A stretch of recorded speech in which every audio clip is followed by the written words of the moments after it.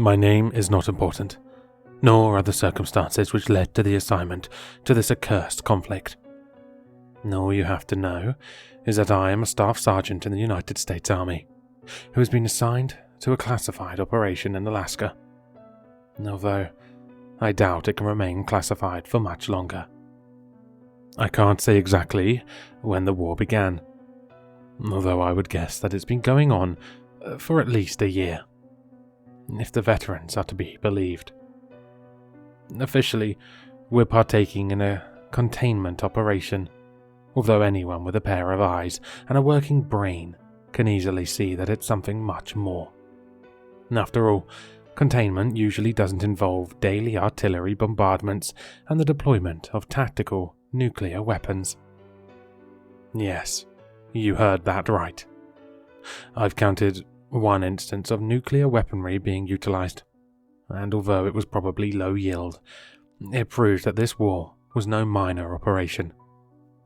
Moreover, although the amount of actual soldiers being deployed is rather small, the government is utilizing the full extent of American firepower and technology. Now, some of the stuff we get belongs in a sci-fi movie. But I'm not recording this message to talk about some fancy equipment.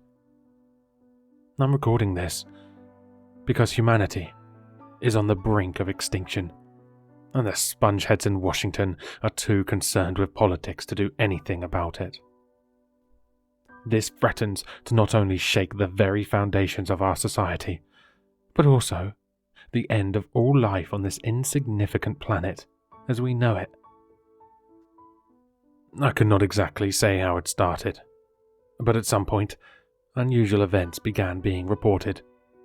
Along the Dalton Highway, trucks went missing, alongside their occupants, and numerous witnesses claimed to have heard ear-piercing screeching in some of Alaska's most desolate and inhospitable regions. Eventually, entire towns and settlements fell off the grid, all communication from them ceasing completely. It was only after a federal agent discovered that an entire town with an estimated population of 300 had vanished that the government began taking the matter seriously. I was only deployed about a month ago, but I've already had 2 encounters with our enemy. The first encounter took place during a rescue operation near Anaktuvuk Pass to recover a stranded pilot. Exactly how we got stranded in such a remote place is beyond me, since we weren't told the specifics, but our formation happened to be only an hour away from his location, so we were assigned to pick him up and take him somewhere safe. By the time we arrived, it was too late. He had taken refuge in a nearby cabin to ward off the cold whilst he waited for us, and someone, or something, attacked him. I only got a brief glimpse of the body, but the image is burned into my mind. His entire body had been pierced with sticks, branches, and twigs that seemed to rise from the floor. His sidearm still resting in its holster, implying that his death was quick.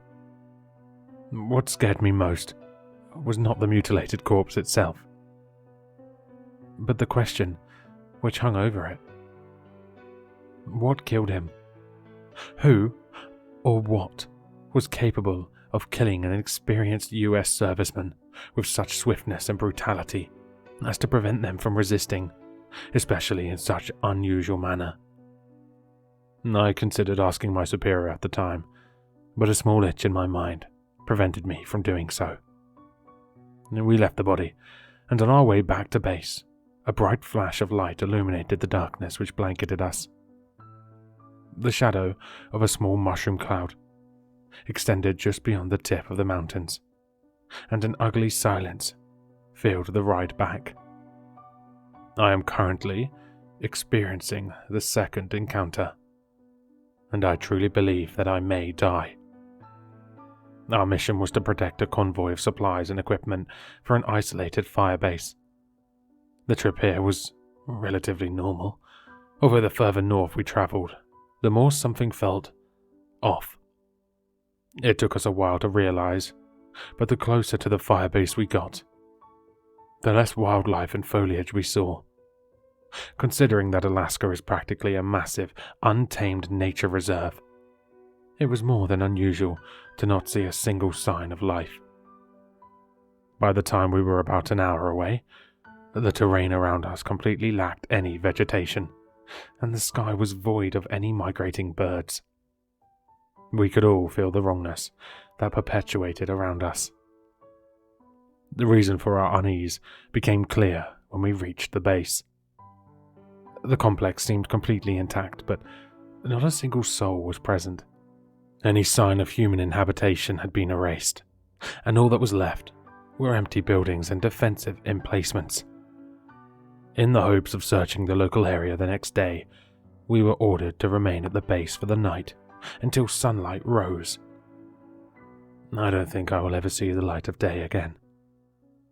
It started just after midnight, when one of our privates, Jenkins, was reported missing by his buddy. They were standing guard near the entrance when the pair heard the sound of a snapping branch nearby. Naturally, they both raised their guard and turned on their night vision goggles, at which point Jenkins had vanished into thin air. His buddy scoured the immediate area, and upon failing to find him, had returned to report the incident to us. Whilst we considered our options, another private entered the command room. Another soldier had gone missing.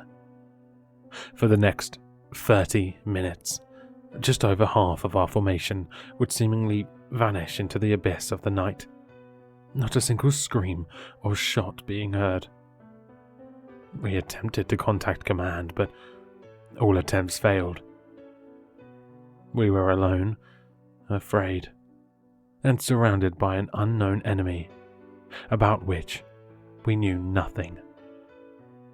I'm currently barricaded in the command room with what remains of our team. I hear it outside.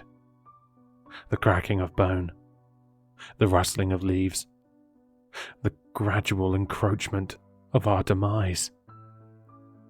I can see it as well, what we are fighting. Not terrorists, not an enemy nation, not even some fucking horrific monster or demonic entity which you might see in a horror movie. We're fighting that which we stand on.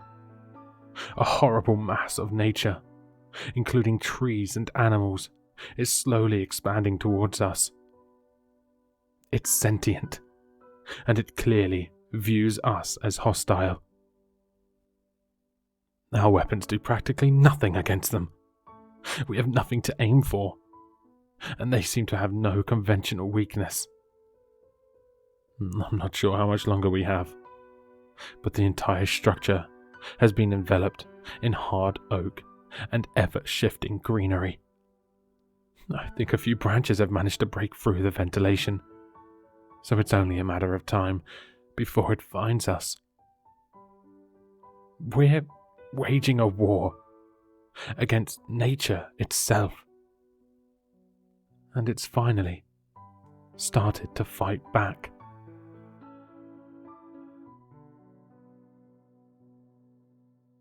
Hello listeners, if you enjoyed this story, please check out the author in the description.